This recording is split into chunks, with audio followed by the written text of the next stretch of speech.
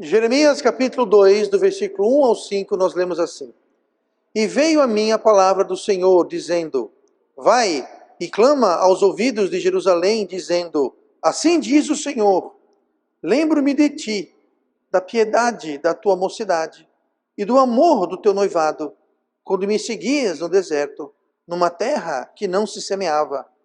Então Israel era santidade para o Senhor, e as primícias da sua novidade. Todos os que devoraram eram tidos por culpados. O mal vinha sobre eles, diz o Senhor. Ouvi a palavra do Senhor, ó casa de Jacó, e todas as famílias da casa de Israel. Assim diz o Senhor: que injustiça acharam vossos pais em mim, para se afastarem de mim, indo após a vaidade e tornando-se levianos? Jeremias era um pregador, profeta interessante. Ele era filho de um sacerdote e ele foi chamado ao ministério ainda quando era menino, quando era criança. Ele nunca se sentiu, pelo que nós podemos deduzir do relato, ele nunca se sentiu digno ou preparado para o seu chamado.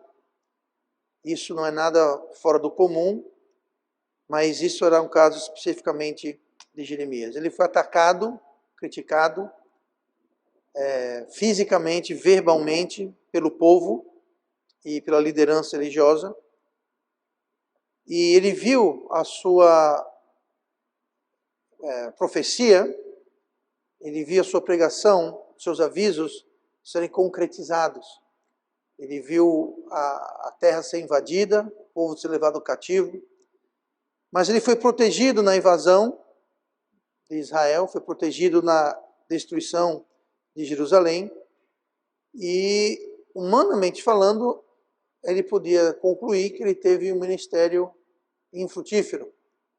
Afinal, o ministério dele não era um ministério que chamava as pessoas ao arrependimento, não era um ministério que dava esperança de dias melhores, pelo contrário. A mensagem central dele era: a última gota já foi derramada, o balde já transbordou, Deus já decretou que haverá julgamento sobre a nação. E os líderes não aceitavam isso e tentaram comprar apoio dos egípcios contra os babilônios, e tentaram correr para cá, correr para lá, se recusaram a aceitar a mensagem dele. Dizia que ele era derrotista, que ele era pessimista, estava desencorajando o povo, mas era o que Deus estava mandando ele dizer. Então Deus mandou ele ir para o rei e repreender o rei pessoalmente. Em Jeremias 22, versículo 19, ele falou o seguinte para o rei: em sepultura de jumento será sepultado, sendo arrastado e lançado para bem longe, fora das portas de Jerusalém. Então isso aqui, Deus mandou ele dizer isso para o rei. Veja bem, o rei, você vai ter o enterro de um jumento. Seu corpo morto vai ser arrastado e vai ser lançado fora da cidade. Muito importante para o judeu o tratamento do seu corpo. E para um rei que devia ser enterrado dentro de Jerusalém, dentro das muralhas, ele ser jogado fora era uma ofensa muito grande. O rei não gostou muito disso. Mas em Jeremias 36, versículo 32, tomou, pois, Jeremias outro rolo e deu-o ao Baruque, filho de Nerias, o escrivão, o qual escreveu nele, da boca de Jeremias, todas as palavras do livro que Jeotaquim, rei de Judá, tinha queimado no fogo, e ainda se lhes acrescentaram muitas palavras semelhantes.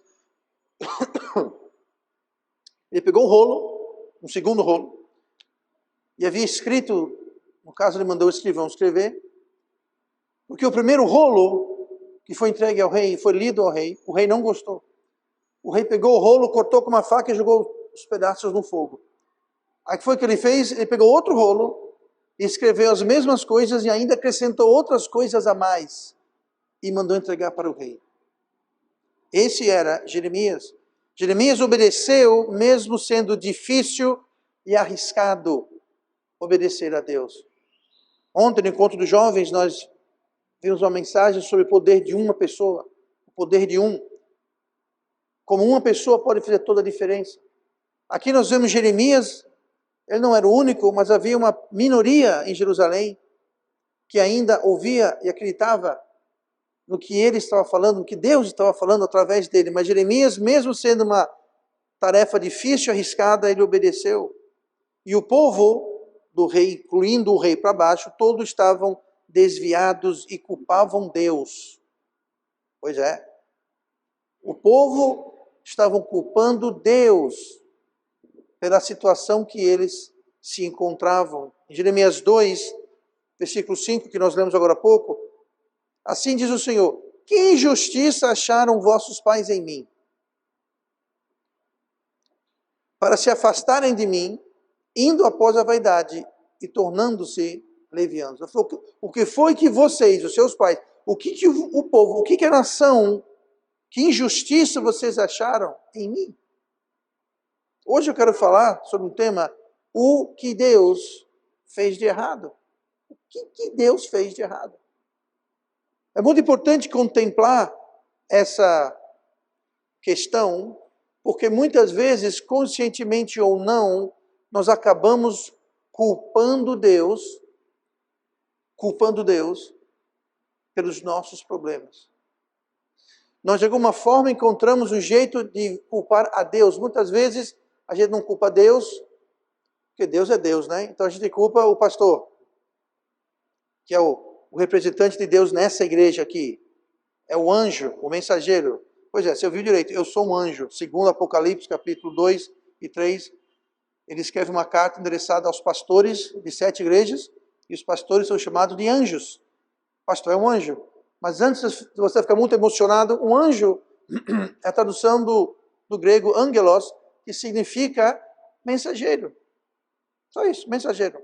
O pastor da igreja local é o mensageiro de Deus, é o anjo de Deus. Você vê na Bíblia os anjos que nós temos conhecimento, Gabriel, o principal, que apareceu para Maria, apareceu para José. Nós temos o Miguel, que não sabemos que apareceu para ninguém especificamente, mas ele lutou contra Satanás.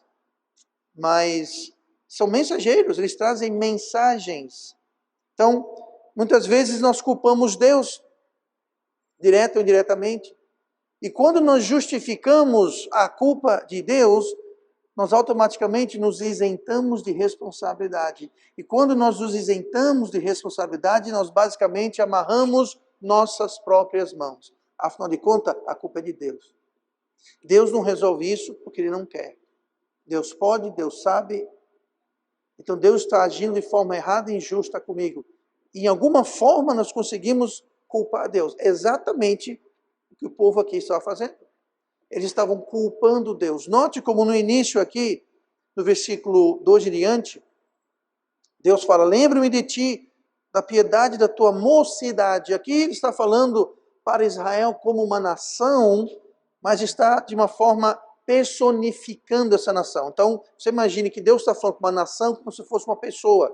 Então Deus fala que no início da nação, e ele faz referência aqui ao deserto, que foi quando a nação de Israel começou a ser forjada e tomada sua identidade. Eles passaram muito tempo vagando, inclusive foram para o Egito e passaram séculos no Egito, a nação, eu estou falando, mas só tomaram uma identidade quando veio a lei. Quando Moisés trouxe a lei, e trouxe o tabernáculo, e trouxe o louvor, e trouxe o sacrifício, tudo isso antes era feito de forma familiar. A Páscoa, por exemplo, era algo que era celebrado em família. Cada família matava ali o seu cordeiro, celebrava. Então não havia uma liderança nacional, não havia um lugar, um templo, um tabernáculo. Isso tudo veio no deserto, ou seja, durante a mocidade, não a infância, a juventude, a adolescência. Ele fala aqui no versículo 2 de Jeremias 2, lembra-me da piedade da tua mocidade e do amor do teu noivado. Então, mocidade, noivado. Ele está falando quando a nação era mais nova, lá atrás havia amor na mocidade, amor no noivado. Quando me seguias no deserto, numa terra que não se semeia. Então Israel, versículo 3, então Israel era santidade para o Senhor. Israel era separada a Deus. Mas isso foi mudando com o tempo. E as primícias da sua novidade, mais uma vez, falando sobre a juventude, o início da nação, Todos os que devoraram eram tidos como culpados. Ele falou, quem atacar você vão ser tidos como culpados. E o mal vinha sobre eles, diz o Senhor. Aí ele fala, ouvi a palavra do Senhor, ó casa de Jacó, e todas as famílias da casa de Israel. Assim diz o Senhor, que injustiça acharam vossos pais em mim. O que foi que eu fiz de errado? Que injustiça os seus pais viram em mim, para agora não haver mais esse amor, essa piedade. Onde está a piedade da tua mocidade? Onde está o amor do teu noivado? Onde está a santidade quando me seguis no deserto? Onde foram essas coisas? A nação de Israel, nos dias de Jeremias, já havia passado muito tempo sendo infiel e rebelde contra Deus, e Deus falou, agora não tem mais conversa, agora não tem mais chances, vocês vão ser levados para o cativeiro, para uma terra distante, Jerusalém vai ser derrubada, vai ser queimada, a nação vai ser levada. E isso é culpa de vocês e de seus pais, em que vocês acharam injustiça em mim. Deus está dizendo, o que foi que eu fiz de errado? Eu tirei vocês do Egito, eu lhe dei a lei, eu formei uma nação, foi encontrado refúgio no Egito, a fuga do Egito, séculos mais tarde, atravessaram o deserto, entraram na terra prometida, tomaram posse da terra, foi estabelecido os reis. Jeremias falou, o que foi que eu fiz de errado para vocês? E se nós tivermos a atitude de achar que Deus é o culpado, que Deus é o problema, então a solução estará com Deus e não com nós. Estamos, na realidade, nos justificando, culpando Deus. E não há motivo para isso. Jeremias sim justificou Deus perante uma geração má. E ele pergunta, o que foi que Deus fez de errado? Olhe comigo para João capítulo 3. Eu quero ver hoje rapidamente algumas coisas que provam que Deus não fez nada de errado, que Deus, ele é perfeito. Jeremias defendia que Deus não havia feito nada de errado. E ele é perfeito em tudo o que faz. João 3,16, talvez o versículo mais famoso na Bíblia. João 3,16 fala, porque Deus amou o mundo de tal maneira que deu o seu Filho unigênito, para que todo aquele que nele crer não pereça, mas tenha a vida eterna. Deus é perfeito e o seu amor é perfeito. A palavra perfeita quer dizer completa. O amor de Deus é perfeito no seu alcance, na sua intensidade e na sua eficácia. O amor de Deus é para todo mundo. Deus amou o mundo de tal maneira. Deus amou cada pessoa que já nasceu, ou vai nascer, ou está nascida. Com a mesma intensidade, porque o seu amor é perfeito. O seu amor é perfeito ao ponto de salvar todo aquele que nele crê. A condição para a salvação não é você ser bonzinho, perfeito, fazer isso, deixar de fazer aquilo. A condição para o amor de Deus lhe salvar é você crer. Para todo aquele que nele crê. Qual a maior prova de amor perfeito do que essa? Você daria a vida do seu filho. Pastor, não tem um filho. Ok, imagine uma coisa preciosa. Você não tem filho, talvez parente querido, sobrinho, primo, enfim.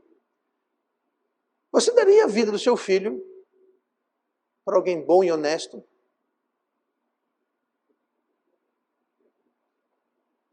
Não. Você daria a vida do seu filho para alguém que não é bom, alguém ruim, mau? Pois esse amor perfeito de Deus deu a vida do seu filho por nós, sendo nós ainda pecadores. Essa é a perfeição do amor de Deus. Deus fez isso e que ousadia qualquer um, eu, você ou quem seja, culpá-lo para se justificar. Jeremias 31:3. Há muito que o Senhor me apareceu dizendo, porquanto com amor eterno te amei, por isso com benignidade te atraí. Veja que versículo maravilhoso.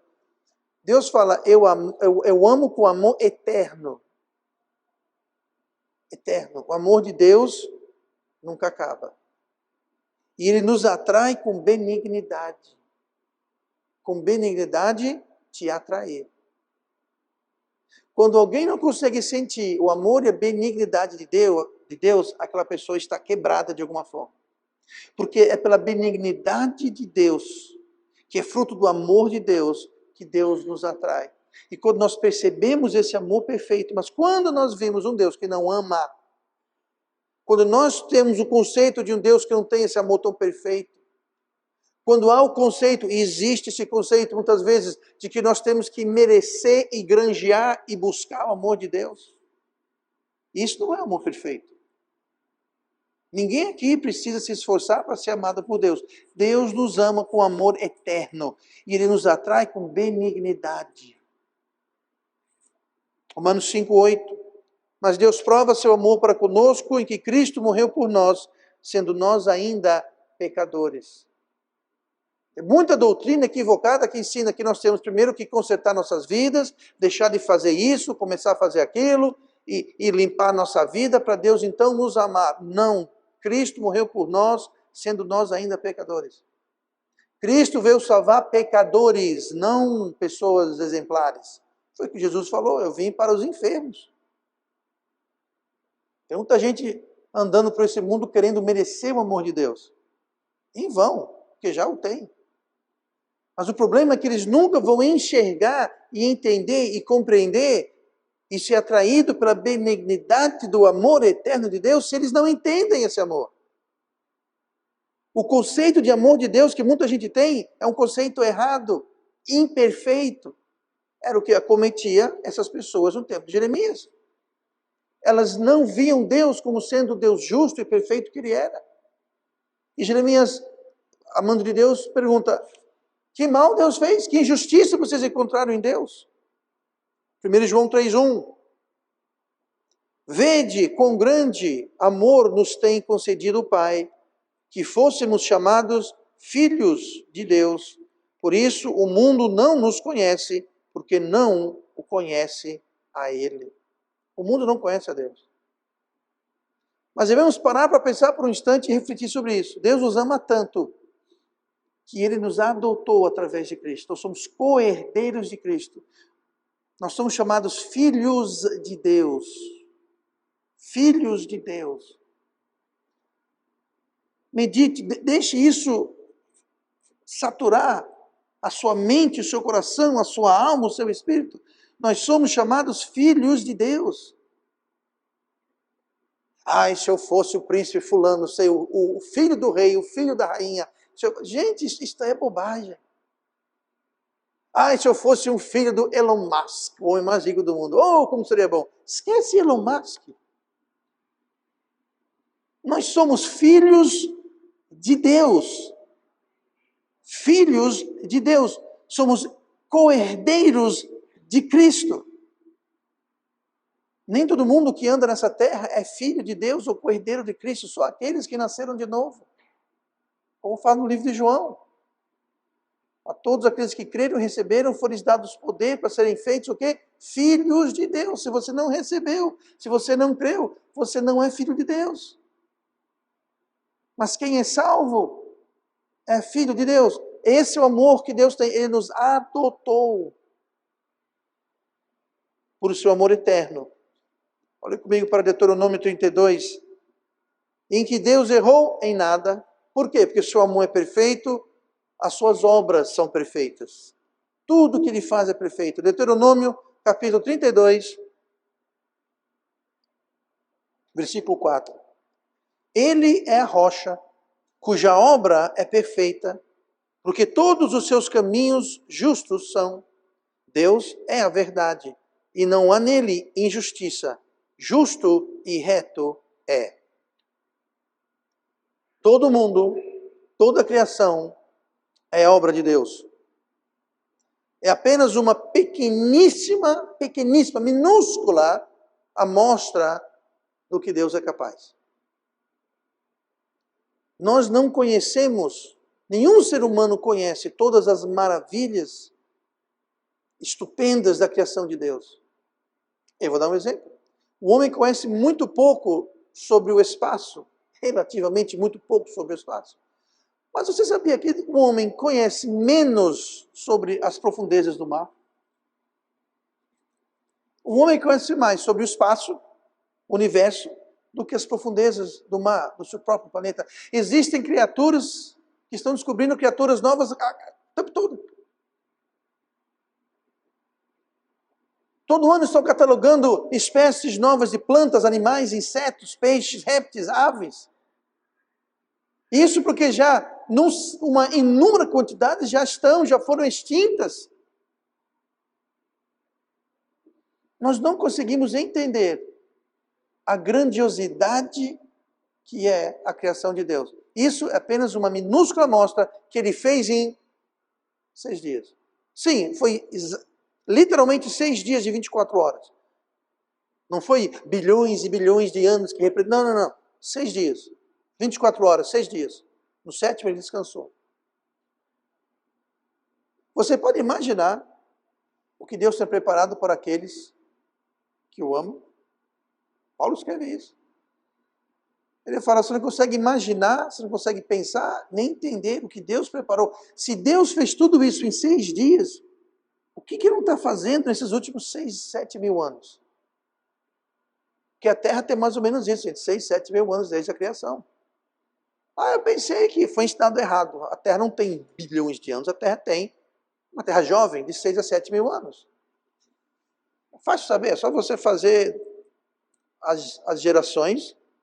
Engraçado que a Bíblia dá, você pode fazer um estudo minucioso, você compara aí, e já tem isso feito, não precisa você fazer, é só você ir para as referências. A Terra tem pouco mais de 6 mil anos, não chega a 7. É a idade da Terra. Se Deus fez isso, o que Deus, em 6 dias fez o mundo, o que Deus está preparando em 6 mil anos? Paulo, quando foi apedrejado, morreu, foi para o céu, passou algum tempo lá. Lá não tem tempo, então é difícil dizer quanto, mas aqui na terra foram questão de minutos, eu imagino. Ele foi arrastado para fora da cidade, foi apedrejado. Seus carrascos entraram, seus seguidores foram lá fora. Olha, Paulo, morreu o bichinho. De repente, Paulo fica em pé, sacode a poeira do corpo e entra na cidade. E começa a pregar de novo. Os seus opositores, não falaram nada. Peraí, esse não é aquele que a gente acabou de matar lá fora? E aí? Pois é, deram ouvidos para ele. Não tinha mais problema de perseguição ilícita. Mas eu estou dizendo isso para o seguinte, no tempo que ele ficou morto, ele foi arrebatado ao 3º céu. E lá ele fala que ele viu coisas que eram ilícitas ao homem dizer. A palavra ilícita ali não quer dizer que era proibido. Ilícito quer dizer, ele não tinha como explicar e nós não tínhamos como entender. Não tinha linguagem humana que dava para explicar. E mesmo que tivesse, a gente não teria como entender. Então, o céu vai ser um lugar maravilhoso. Suas obras são perfeitas. O céu é um lugar perfeito. Pastor, mas o mundo está cheio de problemas. Poluição, extinção de animais. E uma série de problemas. Sim, é verdade. E todos foram causados por quem? Por nós. Não nós aqui, mas pelo ser humano. Mas eu tenho novidade.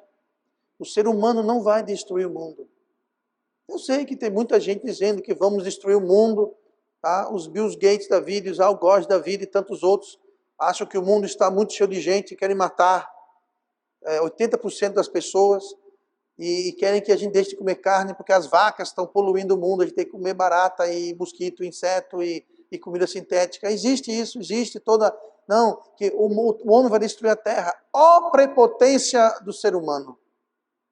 Deus criou o mundo em 6 dias, aí o homem vai destruir o mundo. Quer ver uma falácia? Quem já ouviu falar que está acabando água no mundo? Gente, ok. Vamos destruir a água. Aqui tem água. Vamos destruir essa água. Vamos tacar fogo nela. Ela vira o quê? Vapor. Aí ela pode voltar a ser líquido ou até sólido. Gente, água não se destrói. Nós vivemos um sistema físico fechado, chama-se a lei da entropia. Nada se cria, nada se destrói. Tudo se transfere e se transforma. Jesus vai acabar com a água no mundo? Como é que você acaba com água exatamente? Como é que você dá um fim em água? Quando evapora, vira sólido, vira líquida. Você não destrói a água. Então existe muita mentira em relação a essa questão de que o homem vai destruir a terra. O homem não vai destruir a terra. O homem está sim poluindo, o mundo está prejudicando. Não há dúvida, não estou dizendo que não. Mas o homem não vai destruir a terra. Sabe quem vai destruir a terra? Aquele que criou a terra. Deus vai destruir a terra. Ele destruiu uma vez com água, ele falou que não vai mais destruir com água, mas se você lê a Bíblia, ele fala que a terra será destruída com fogo e calor. A terra está desfeita com fogo e calor. Quando? No final do milênio, onde fala sobre o novo céu e a nova terra, porque o velho céu e a velha terra se passaram, já não são mais.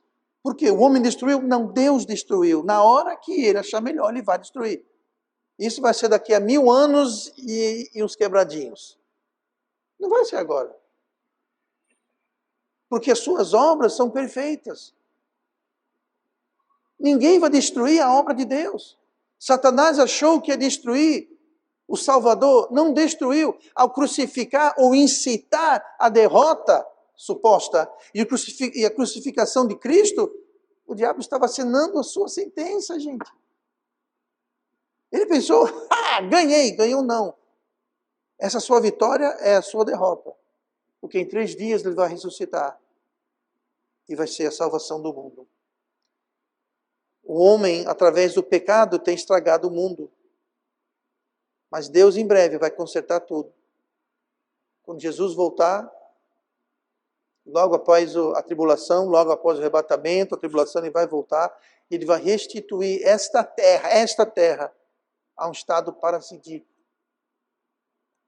Não vai ter poluição, não vai ter destruição, não vai ter desonestidade, não vai ter crime, não vai ter guerra, não vai ter doença, não vai ter fome, não vai ter dor, não vai ter nada disso. Vai ser uma terra transformada. E Jesus vai reinar durante 1000 anos. Jesus não reina hoje, mas ele vai reinar.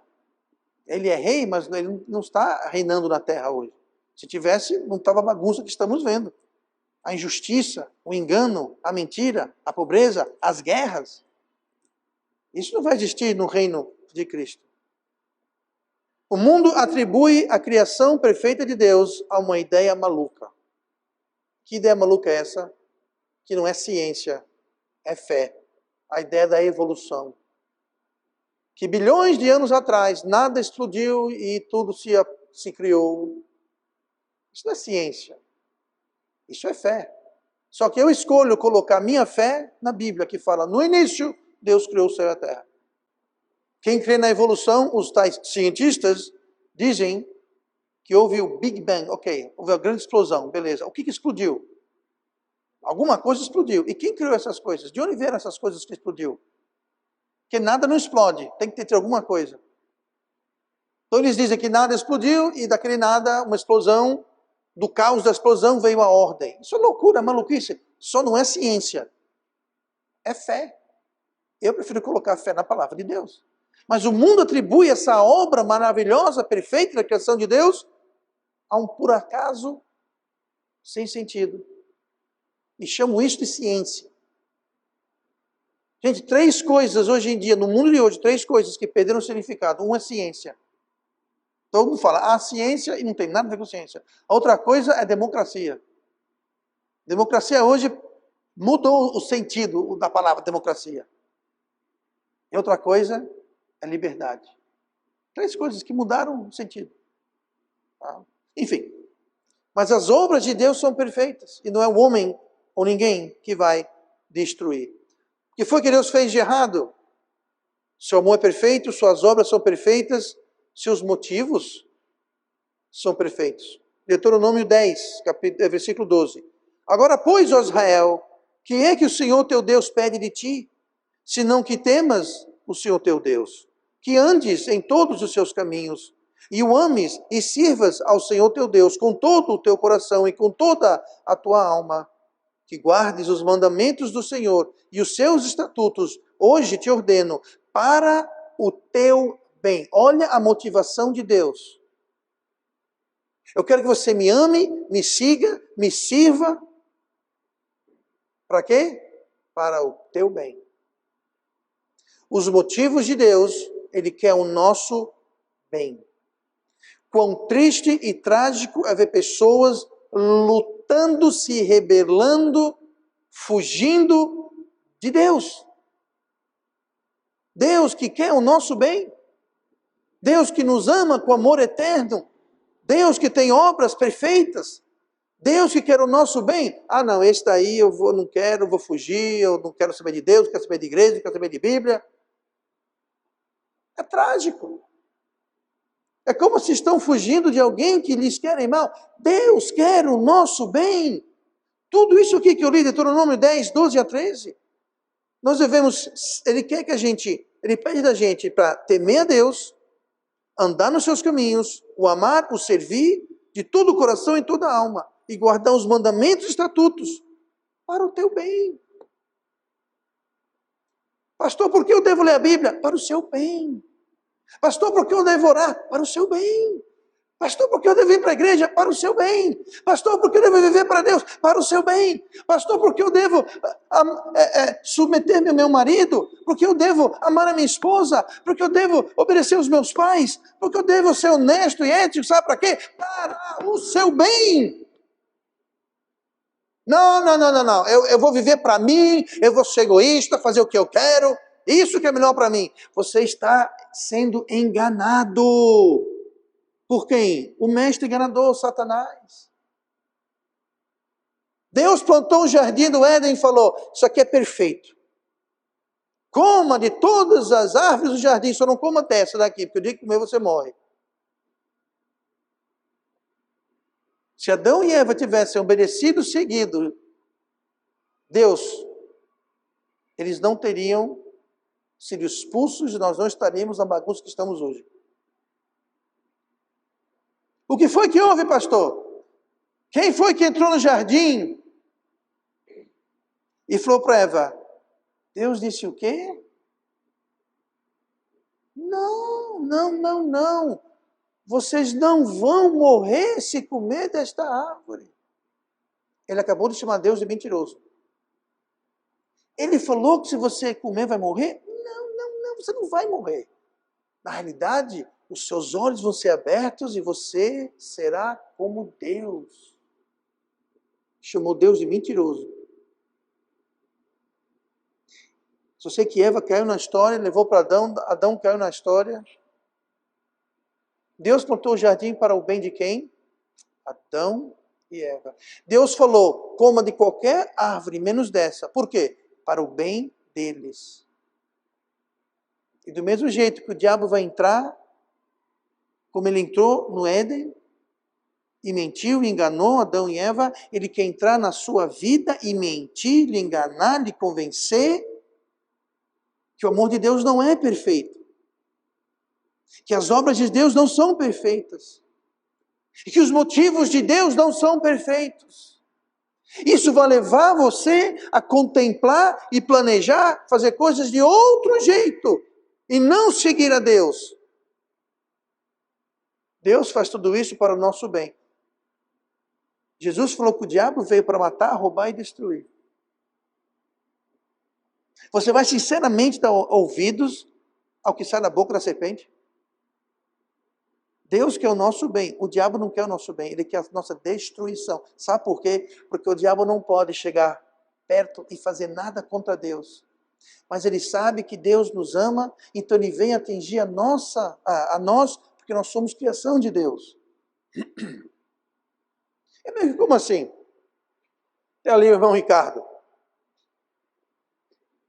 Eu não vou me meter com o irmão Ricardo, porque eu não sou doido, não quero apanhar. Aí o que eu vou fazer? Eu vou lá e vou mexer com a Fernanda. A Fernandinha não tem como se defender de mim. Eu vou lá, dar um petreco no ouvido dela. Yeah! Pastor, que covardia. E você acha que o diabo é o quê? Herói? Pois é, nós somos as Fernandinhas. E se eu quiser atingir o pai, eu atingo os filhos. Nós somos chamados de quê? Filhos de Deus. Então Deus quer nos atingir. O diabo quer nos atingir para atingir Deus. A hora do diabo vai chegar. E ele sabe disso. Mas não dê ouvidos ao diabo. Diferente de eu ir lá judiar da pequena Fernanda, que eu nunca faria, só um exemplo. O diabo não pode chegar perto de ninguém sem a permissão expressa de Deus. Mas sabe o que o diabo pode fazer? Ele pode nos tentar.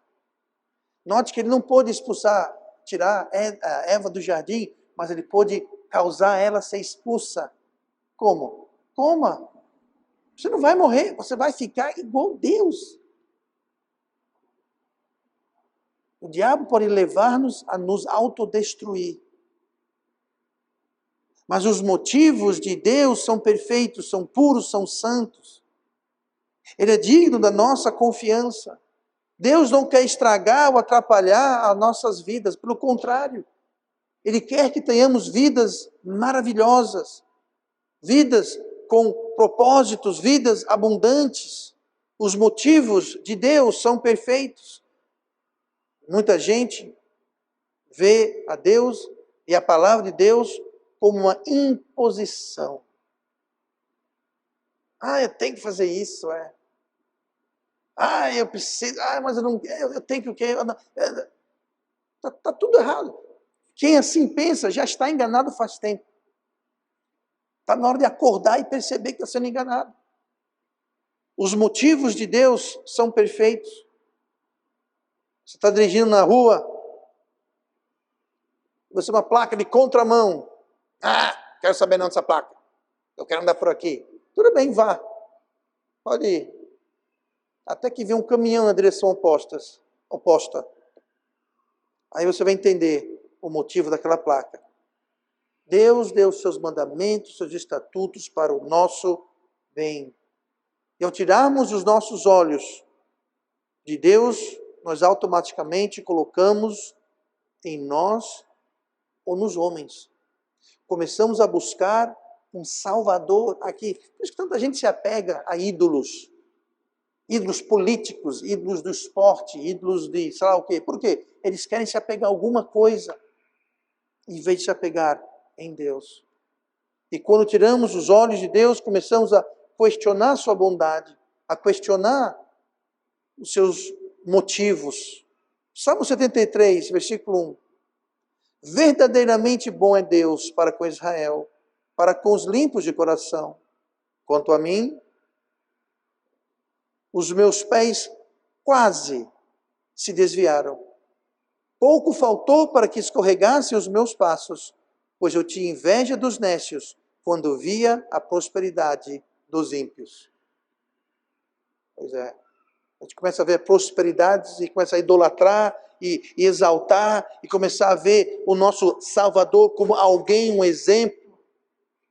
O resultado é que nossos pés escorregam.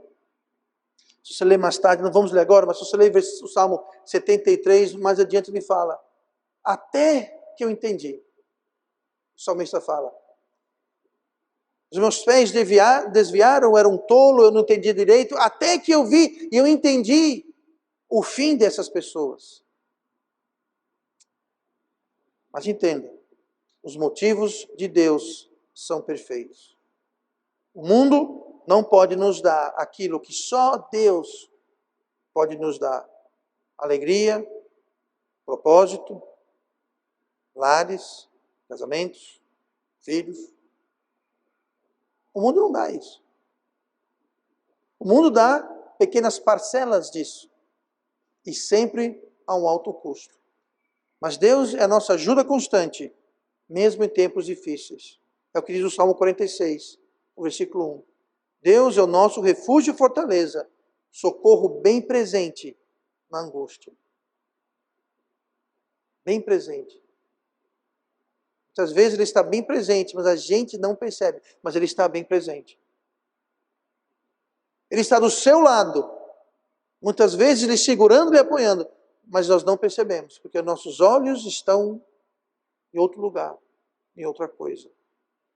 Deus nunca foi, Deus nunca será injusto. Deus pode usar o sofrimento, Deus pode usar dificuldades como ferramentas para nos aperfeiçoar, nos fortalecer, mas Ele nunca causa. A causa verdadeira das nossas dificuldades, na maioria das vezes, somos nós mesmos. Se não diretamente, indiretamente. É o próprio homem que causa. Às vezes, é um outro homem que causa um problema que a gente acaba passando. Não é diretamente nossa culpa. Muitas vezes é. Mas eu estou dizendo que os problemas da humanidade são problemas que são causados pela própria humanidade. Pelo pecado que existe na humanidade. Então nós temos que entender e compreender que Deus não fez nada de errado. Seu amor é perfeito, suas obras são perfeitas, seus motivos são perfeitos. E nós podemos confiar e segui-lo e obedecê-lo para o nosso bem. Então nunca vamos justificar nós mesmos querendo culpar a Deus. Deus é justo e perfeito, Deus não tem culpa. Deus é a solução, Deus não é o problema.